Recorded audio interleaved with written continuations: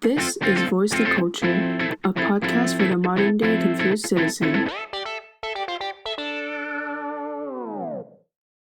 Hey, we're back with another episode. I'm your podcast host, Helen. I'm Kelly. Michelle. I'm Amy. And I'm Carolyn. In this episode, we'll be discussing the Green New Deal and the future of our climate. Disclaimer, some of the contents covered are based on opinionated ideas and beliefs. Please fact check everything before forming conclusions. So, what are you guys' biggest concerns about the climate right now? Because personally, I don't like how the Trump administration is handling climate change, because climate change is a very real thing. And I saw somewhere, I forgot where, but I think in Joe Biden's video, or that the DNC put together the video, they said that the Trump administration is hiding facts and they're deleting information about climate change, and that's really problematic to people who are actually trying to find information to see how bad climate change is and what it's doing to the world. And the Trump administration isn't doing anything about it. Instead, they're making everything worse. On June 1st, 2017, Trump announced that the US would no longer participate in the 2015 Paris Agreement on climate change.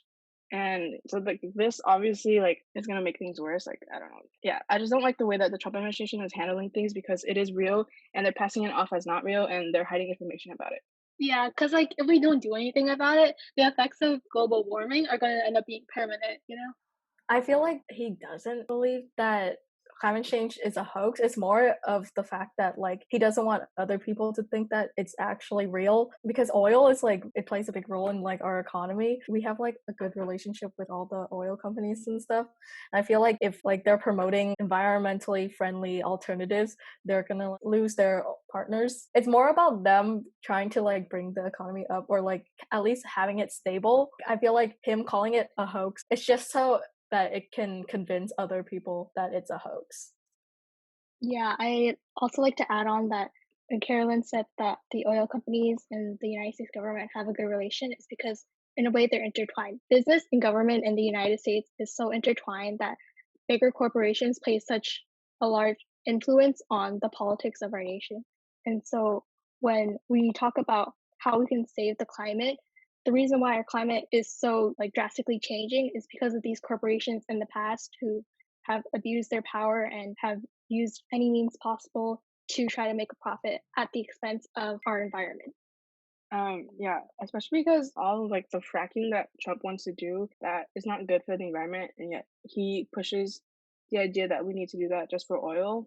And I think that there are other alternatives to fracking. We don't need fracking. It is very bad for the climate. We're already seeing the effects of this too. Especially right now, the California wildfires are one of the biggest ever. Especially because there are two fires right now: the ones in Santa Cruz and the one in Napa. Those two fires, one of them is the second biggest fire in California state history, and the other one stands at number 4 in California state history. And so they're one of the biggest fires that we've had, or as of today, the 22nd of August.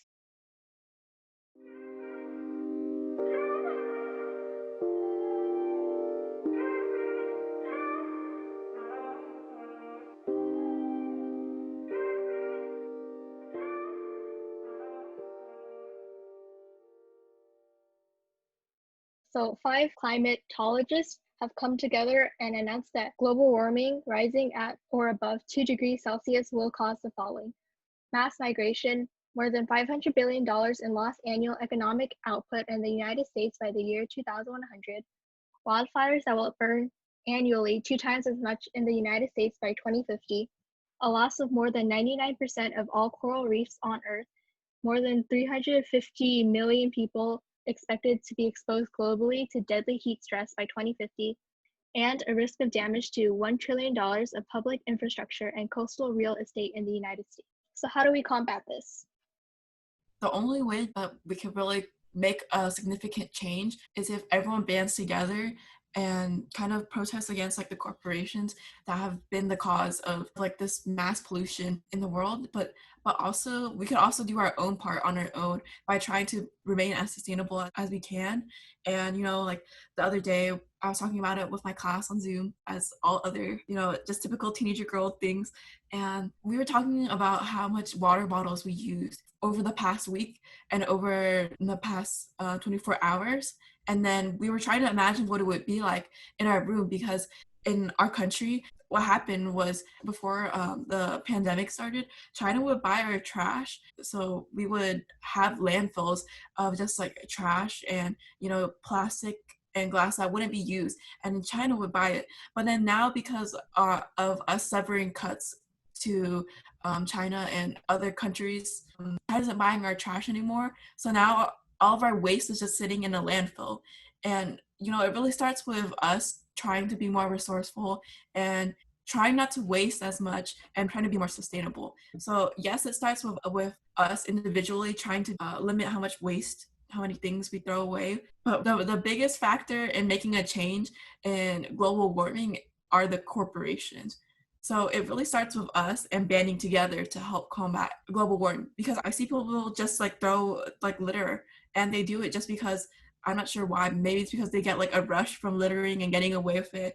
Maybe it's because they feel as though there's no point in throwing things away for some reason, because like our world is messed up anyways. But if you just make small changes to your lifestyle, then the world would be so much better, and Mother Nature will be much more thankful to you. I just wanted to add on that the mask that we use for PPE, you should cut off the strings of the mask as to not like choke the sea animals and where the masks land up in, like especially in like the oceans and stuff. In terms of pollution, the change that we need to fix our environment starts at a federal level, and it starts with making these big changes that don't just mean using a reusable straw or choosing paper bags over plastic. Yeah, I mean, you brought a good point about like the littering thing.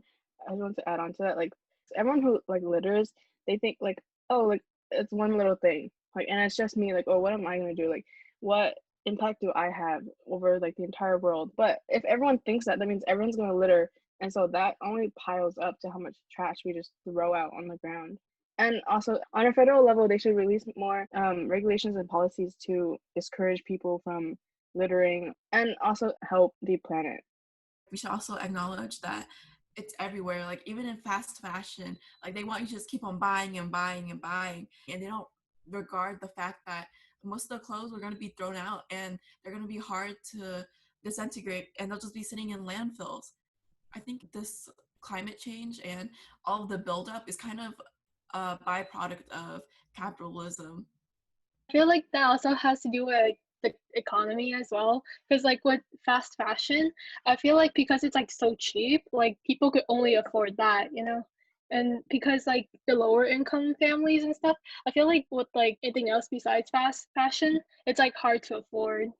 I agree with you. Like people who buy fast fashion, they want to be trendy. They also want to do it on a budget because they can't afford it. But it's important to know that what we're buying into could be very harmful for our environment, and it's just important to be spending very wisely. And if you buy products from fast fashion, maybe be wary to only buy clothing that you'll keep for a long time, instead of just buying it, wearing it once, and then tossing it. Yeah, I think that just falls back on companies and corporations once again, because a lot of the products that they're selling, because it's cheap and easy, but like they continue to do so, but it is very harmful to the environment, because even like everyday things and like household items like are very damaging. They contain a lot of chemicals and stuff that once we throw out, that goes into the oceans, back to landfills and stuff. Even like sunscreen, because like the chemicals that are in sunscreen are like very harmful for the environment. So that just like falls back on companies who are using those chemicals in their products. I don't know, but it is, again, like it is expensive. So I don't know like how it's just like, it's a moral point. It's like, do we spend more money and help the environment, or do we spend less money and profit off of damaging the environment? And to kind of like add on to that, I think a lot of companies, they're just focused on profiting because they need to pay their workers. Actually, I could argue that a lot of the companies don't really care about how much they pay their workers. Like we were talking about earlier about fast fashion, they'll have kids in sweatshops and they'll pay them like steeply low prices, way below minimum wage. And it's basically like they're not getting compensated enough for how much work they're producing. And it's just that like companies are just focused on how the people at the top can profit, but they're not focused on like the well-being of their workers. So I agree with you that it's more of a moral thing. Also, this is a little bit like more related to when I was talking about fast fashion earlier. But yeah, like if you think about it, there's like so much single-use plastic in the food that we eat, the straws, and like the takeout orders. And then in fast fashion, you're gonna have this big plastic bag and then another plastic bag that holds your clothes. And like plastic can only be used like one time before it just sits there in a landfill, whereas like glass can be used like 3 times before it gets like disposed of. But there's so much plastic that we can't keep up with recycling, you know? So it really has to do with a company's morals and how much they really care about the environment.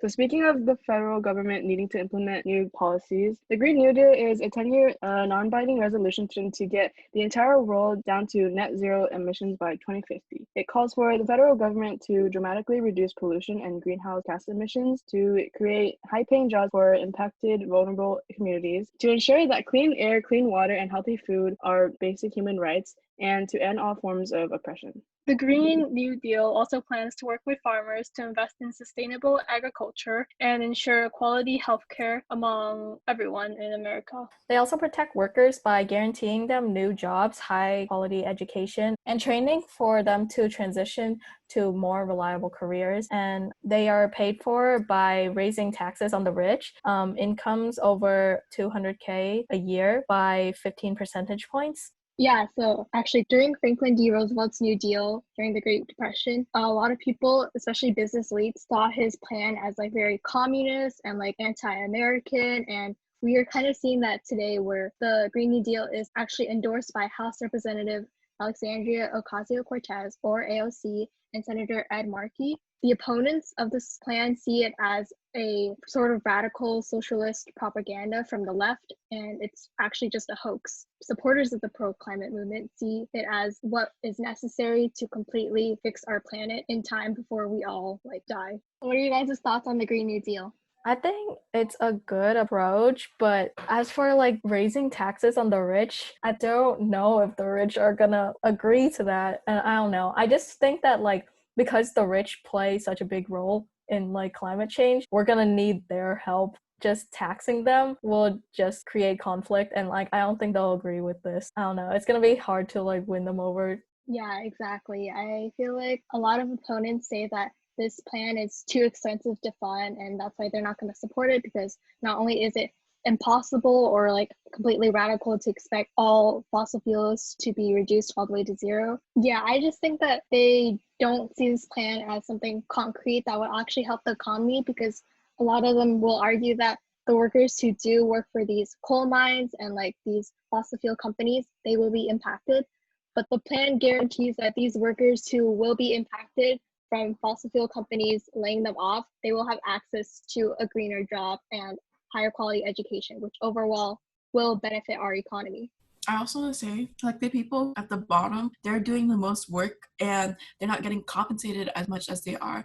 And I've also seen like this post, but that was talking about how hard it is for someone who is like, say, homeless and unemployed to get back on their feet, because they don't have an address, they don't have a bank account or anything that you would need for a job. You can tell that our society has made it harder for the people on the bottom of the ladder to rise back up and to thrive. Meanwhile, the people at the top are still profiting and they're just like hoarding money. I feel like the new Green Deal, I would hope that more jobs would be created for the people at the bottom. But at the same time, the claims that they say that they'll make with this deal, I feel like we need to know how they're going to do it, because those are some really big claims. Like, end all forms of oppression. Like, oppression in our country is still a major issue. And when you just like say end all forms of oppression just like that, it doesn't make sense, because we've been trying to unravel all of the oppression from our previous generations in the nation. But it's not easy to just end it like that. It's more of like a gradual process. So I feel like they're kind of talking big, but they're not explaining how they're going to follow through. Yeah, I feel like the plan is like pressuring the fossil fuel companies, but at the same time, like how are you gonna get them to like follow these rules, you know? I feel like there needs to be like a stricter like order and stuff for them to like follow. Because I feel like even if we do have the Green New Deal, I feel like they're always just gonna find ways to just get around it, you know? Well, yeah, that's the thing about the Green New Deal. I think, like, even AOC says herself, like, even under the new Biden administration, not everything under the Green New Deal will pass because it also calls for Medicare for everyone. And there's a lot of policies that the Green New Deal proposes. Those won't get passed because they're seen as like too extreme or whatever, and they will be very hard to pass. But it's a good step in the right direction. Like, it's a good starting point because if no one is like, because it is like pretty extreme, but if no one like wants to stick their foot out and is extreme, because like, if you start off extreme, then you can slowly dial back. But if you slowly like tiptoe your way around, the problems, then it's not going to get anywhere. And no one's like, that's also the problem with the Democratic Party. Like also AOC, like what I like about her is that she also criticizes both parties, not just the Republicans, because Democrats are too, I think they're too not soft, but like they're too like back and forth. They're not strong opinionated enough, I feel like. Like even with the Green New Deal, like obviously it's gonna be hard to pass because it's too extreme and it's too far to the left. But I think it's a good starting point. And I think it's an important proposition just to put out there, but obviously not everything is gonna get passed. Yeah, I feel like we also need to keep note that most of the people in power right now are like the people that are like rich, you know? So if we do have the Green New Deal, I feel like they're not really gonna end up like following it because if they do, they're gonna end up being the ones that lose the money, you know? And you can already see like the gap between like the rich and the poor. I feel like we need to like abolish that first. Well, yeah, like this isn't really like it doesn't have to do too much with the climate, but I wanted to bring up the gap between the working classes, let's say like homeless people, for example. Like people are always like, oh, like just get a job. Like you can even work at McDonald's. Like if you think about it, like that's so difficult because first, like they have to get cleaned up and look presentable, and they have to somehow know like how to answer questions because there are certain ways that you have to answer like interview questions, and you have to put together a resume and all that stuff. And then so say they do that, say they look presentable and they put together a resume and they get accepted for an interview. Okay, so now they go to the interview and let's say they get accepted for the job. So now that they're accepted for the job, so like how do they get transportation there? And like there's nowhere for them to stay. They don't have homes, and so like it's very difficult for them to get around places. So somehow they somehow figure it out. Like they go and live to one of those like homeless shelters, and they stay there, and they go to the job like by I don't know, public transportation, whatever. How are they gonna get the money that the job gives them? Because it's not like they really have any like cards or like a bank account or anything. So even that is difficult. And we don't really have that many resources that help these people at the bottom. And instead, especially with capitalism, like it just pushes people at the bottom further down and people at the top, it just uplifts them. So And also, the minimum wage is not that much. Even if the homeless were to somehow get the job and get the money, $15 a day isn't gonna get you much. Like it's not gonna bring you out of poverty that easily. Like there's like people that work minimum wage jobs like their whole life and like they can't get out of it. It's not as easy as people say it is. Like the social ladder is more fluid now than in the past, but it's still very difficult for the poor to become rich. Like I feel like a lot of luck plays into gaining wealth and being successful as well. What Helen and Carolyn were talking about, like how hard it is for someone who's homeless to get a job, like to even demonstrate, to like help you visualize how hard it is. Like I'm 17 years old and I'm not homeless and I have some work experience and I'm able to make a resume, and I've gone into like countless, like maybe 20 different franchises, and I've gave them like my resume, and it's still a luck factor because a lot of them will just take my application and they won't even respond. And if it's hard for me, a more privileged person of color, to get a part-time job, then imagine how hard it is for a homeless person to get a job. And I think one of the reasons why it's even harder now for someone who is at the bottom of the ladder to get a job is because of COVID-19.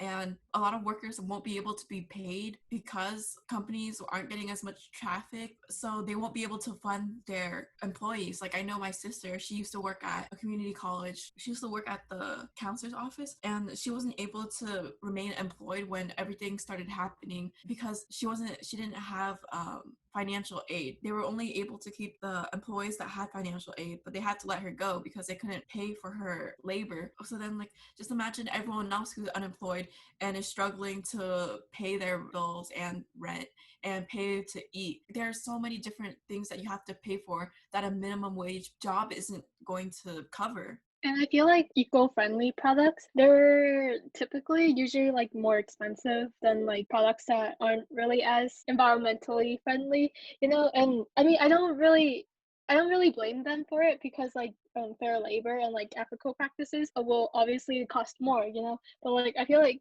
that's also like an issue because then as like Amy, Helen, and Carolyn have said before, people aren't able to afford, it's harder to afford these like kind of products. Yeah, that's why I hate it when like people call people out for buying into like fast fashion and stuff, because like some people just can't afford to buy like something from Reformation, you know what I mean? And it's not like the person criticizing you is 100% like ethical as well. Like as long as you live in like a capitalistic society, you're never going to be 100% ethical unless you live in like a cave and like you grow your own corn and like wash your own clothes and stuff. Not everything is environmentally friendly. I just think that like people shouldn't be so quick to call somebody unethical or like anti-environmentalist because they buy stuff online. No, yeah, I think that was a great point in that capitalism perpetuates the problems we have now, that we can't even get basic minimum living wages for people. We can't ensure that the products we put out there don't just straight up harm the environment, and that these are the only options for people to shop because they can't afford to shop more ethically or prove that they care about the environment. And that's the thing with the Green New Deal, is that it's non-binding, so that it's meant to be very not idealistic but very general and broad, because it's not exactly tied into any laws. If it is enacted, there's no laws necessarily to be put in place. It's all up to the politicians who decide to follow this plan. And if they do decide to follow this plan, chances are it's not going to be as radical or as like completely no zero emissions by 2050, but they will, or they should be moving towards making policies that are more environmentally friendly. Because if we just ignore this policy and pretend like the climate isn't changing and that we can't do anything about it, who knows? We might be risking our lives or the lives of our future generations, all because we lived in a society that cared about money more than about its people. Also, Kelly, in the chat, you brought up a really good point when you said that the zero waste movement is equal to classism, because the movement about like minimalism is kind of a privilege and it's based on your socioeconomic status, because some people don't have the resources or the money to be able to whittle to like to have as many objects or as many possessions that someone who wants to be minimal to do. Like someone's default might just be minimalism because they don't have enough money. So it is a matter of like capitalism in our society perpetuating. People at the top get to benefit, and then people at the bottom are struggling, and it's hard to make your way up. And like I agree that in the long term things are not going to be looking great, because we're just thinking about like more and more now. Like I want to buy more and more now, but in the future, what's going to happen when our Mother Earth doesn't take any more and she's just like, it's time to die? Yeah, I think the Green New Deal like does help that. So like if we look back, they wanted to create high-paying jobs for impacted and vulnerable communities. I think that like will help if obviously those communities can't afford like sustainable products because it is very expensive. And if more jobs are available to them, then they can slowly start becoming more sustainable. But it is again hard, and it again falls back on corporations and just like fast fashion and just like all of that all together. Because if companies do start becoming more ethical and environmentally friendly, then those products will be more available. And if those products are more available, then everything will become cheaper. But unfortunately, of course, like they want to profit. So yeah, I feel like the fact that so many people in like the lower and middle class can't afford these basic products because it's too expensive or it's not within their budget, it is not socialism to fund welfare. It is not socialism to make sure these people stay alive when the top 1% are like clearly thriving and they own so much of the stock market. This is correcting the flaws of capitalism. In capitalism, when you have natural monopolies and when you have even artificial monopolies and you have the elites taking over and having people back them up and saying, well, they got there only because they worked hard and not because of other external factors, you are completely rejecting the hard work of so many immigrants and people who are just struggling to get by.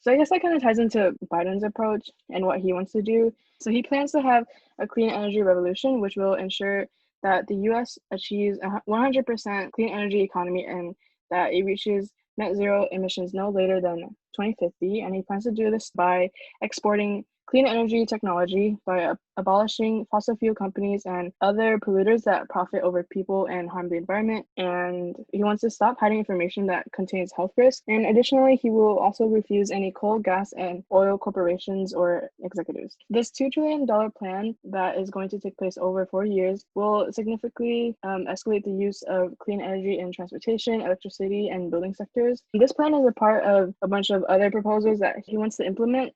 This proposal is a part of a bunch of other proposals that are also designed to create economic opportunities and to strengthen infrastructure while also tackling climate change. So yeah, I think because this kind of ties into it, because we kind of talk about how jobs and stuff and how like people at the bottom who can't really afford that much and to buy products that are sustainable and environmentally friendly, if he actually does create jobs to communities that are vulnerable, that'll help a lot. Biden also criticized the Trump administration over accepting the consumption of fossil fuels from companies and also reversing Obama's climate action plan. Here's another quote from Biden. When Donald Trump thinks about climate change, the only word he can muster is hoax. When I think about climate change, the word I think of is jobs, good paying union jobs that will put Americans to work. What are your thoughts on Biden's plan for fixing our environment? I feel like his plan is impossible in my opinion, because he said that he wants to achieve a 100% clean energy economy, but like with like the classism that like our society has right now and like the gap between the rich and poor, I feel like it's going to be pretty much impossible to like achieve that. Yeah, also he says that he wants to abolish fossil fuel companies, but like he doesn't really address like how else he's gonna get oil and stuff. Like that's what I didn't really like about honestly like his entire campaign. He says he wants to do things, but he doesn't really address like how he wants to go about things. And like not until recently did he like really explicitly like express how he wants to do things. Like even this plan, he doesn't talk that much about how he's gonna do things. He doesn't really say exactly how and exactly like what that's gonna do for the climate. So I don't know.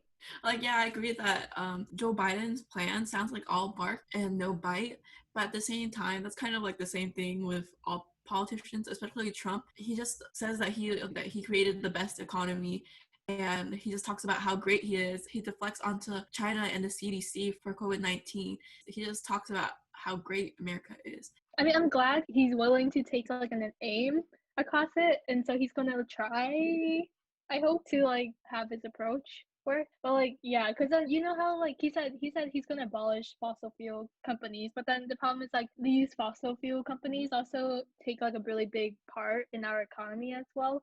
So yeah. Yeah, exactly. Like if he abolishes fossil fuel companies, it's how is he going to create more jobs? Because if you're already removing a bunch of jobs from the economy because there's a lot of people who work under the fossil fuel companies. So how are you going to make more jobs? I don't know how like relevant this is to add on, but I feel like Biden's policies are very middle ground in terms of he's not trying to necessarily appeal to just Democrats. I feel like Biden's policies are trying to become more middle ground so that he can get both the Republican and Democratic vote. So it's like very almost centrist. He's not too strong on any one opinion, and that's his campaign strategy, is to not be like Donald Trump. Like I feel like his entire campaign is just, I'm not Trump, so vote for me, which is why people say settle for Biden. I agree that Trump should be out of office, but it makes me so disappointed to know that we have to resort to relying on voting just for Biden or settling for a president that isn't ideal, but it's just okay. My AP Gov teacher actually talked about this the other day when she feels that Biden isn't running to become president just to become president. She feels that there's someone behind the scenes pulling the strings, and he's kind of just like the stand-in because he's so like moderate, and like he's been the vice president before for Obama's administration, so he has that credibility. But someone else in the Democratic Party is probably making the bigger decisions to push their agenda. But also, I feel like we shouldn't have to make climate change and like the Green New Deal such a political issue versus like which party you choose from. It should be both parties' issues, and we should be working together to figure out how we are going to tackle it. Because the fact that some people still don't even believe that climate change exists is kind of alarming. And also, it's a very poor reflection of our nation. And it's just that, like, whenever one party has one belief, it's like the automatic is to disagree with that person just because, like, they're a part of a party. Like, if you, like, say you're a Democrat, like, people are automatically going to start forming opinions about you. And so I feel like it really starts with us and, like, how our systems are built. If that makes sense. It's so frustrating to know that we could choose not to vote or we could choose to vote for a third party, but people say that it's worthless to vote for a third party, and I just think that you can't take someone's like vote away like that. Like, if someone wants to vote for the third party, you shouldn't blame them for it. You should blame like our system, because the Democratic and the Republican parties are only the main ones because they receive the most funding. And I think that what Kelly mentioned about how someone could be pulling the strings behind her back, like, I definitely think that could be plausible because, you know, our president, they're just the face of our country. And, like, obviously there's 3 different branches in our government to balance out the president, but at the same time, like, people are going to be listening to the president because they're the face. And other countries, when they think of America, they're going to automatically think about how we have a president, you know. So I definitely feel like Joe Biden is just kind of like piece that's vital to unite people, because he's like you said, very moderate, and he doesn't really play to different sides. Yeah, and I also definitely agree with Kelly as well. I don't think the climate change should be like a political thing, because in the end, when the effects become like irreversible, it's gonna end up affecting like everyone. You know, it's not only gonna affect like a certain group, or like it's only gonna affect Democrats or Republicans or something. It's gonna affect everyone. So we should all like do a part in reversing it. Yeah, and just the whole like political thing. I hate when people are like, "Oh, like I don't like talking about politics," or "I don't like political people," or blah blah blah. And like people tie that to everything, and it's just so annoying because like, why don't you care about politics? Because politics is like how the system works and how our country runs. And so I think just like politics, I feel like that has a really like bad stigma around it because of how like political whatever like things may be. Because like the climate is, I guess it is like a political thing, but it shouldn't be, because we live on an earth that is dying and we're contributing to its death. That shouldn't be a controversial thing. Even with like Black Lives Matter, people are like, oh, like it's so political. Like, why is that? People's lives are on the line and you're calling that political? Like, that doesn't make any sense to me. Yeah, and just like the voting thing, again, the system sucks, but we do have to vote for the, you know, the lesser of 2 evils. Like, obviously, like Trump needs to be out of office, and Biden, yeah, it does, like Amy said, like it sucks that we have to settle, but I mean, I don't know. Think about his like his entire cabinet and how like hopefully his policies you know, make a change. You know, it's obviously not as bad as Trump's, so I guess we do have to settle. But hopefully things turn around for the better. I agree more with Democrat policies, even if I don't really like how the system runs and how anything goes. But yeah, just people just vote, because we really do need to get Trump out of office, even if it means voting for Biden. Did you guys know that actually, like, even though in the United States we have like right leaning and left leaning like politicians, in other worlds we are just extremely right. Quote unquote radicalists like Bernie and AOC aren't actually that left in the context of the entire world, because literally everyone else and their moms believe in climate change and believe in actually saving the environment. And here it's just a political debate. It is really frustrating because even something as simple as healthcare, like whether or not you should have the right to not die or get treatment for any health issues that you need, it's still a matter of, do you have enough money to pay for it? Does your insurance cover it? Oh, you don't? Well, bye-bye. Like, I don't understand why it's that big of an issue. Like, you would just allow someone to die just because they don't have enough money? That's discriminating against someone for their economic status. And I just don't understand why that should still be a problem when everyone needs healthcare, just like how everyone needs to care about climate change. Yeah, it's sort of stupid. Like, why are people like debating over basic human needs? You know? Yeah, even like healthcare. Like, I don't understand why it's such a controversial issue when we talk about like universal healthcare, because so many other countries have achieved universal healthcare. I don't know why. Like here, they're like, oh, like it's too expensive. It's too this, too that. Like, yeah, I don't know. It's like basic human rights are so controversial for no reason.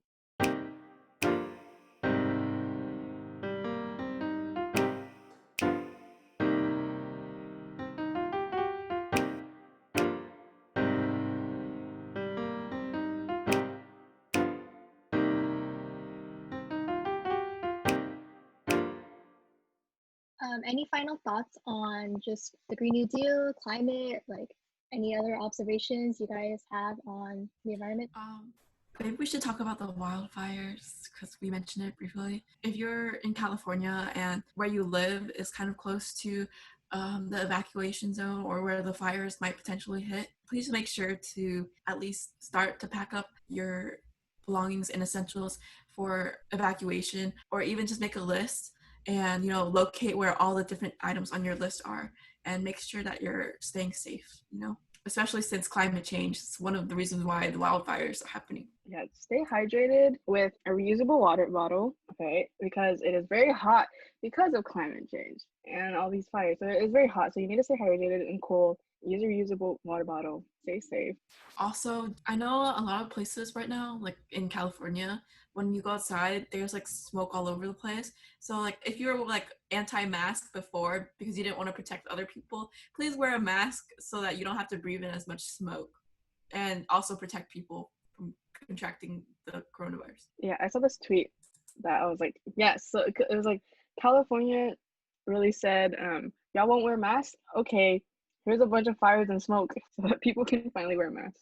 Yeah, if you ever get like an evacuation order or anything from like because of the fires, please don't ignore them and like prepare and stuff, because you never know what's gonna happen. And it's best to like prioritize like your safety. Your health should come first always. And that's on what? Period. Okay, also on like safety. Cause like even if we have, because school is in session again and we all have classes, but if you need to evacuate. Like screw your classes, you're whatever. Like even if your teacher yells at you for like missing class, like it does not matter. All right, that wraps up our discussion on climate change. Again, some of our commentary is opinionated and based on personal beliefs, but please note that our best interest is to start a conversation and spread information. We'll make sure to link all of our sources that we cited in the description below. If you're interested in what we do and want to better understand what we're about, please check out all our socials. All @ are at Voice to Culture. If you like this episode, please give us a review or like and subscribe. Hit the bell icon to be notified every time we upload a video. Thank you so much for listening. We'll be back soon with another episode. Please stay safe and healthy, everyone. Bye. Bye.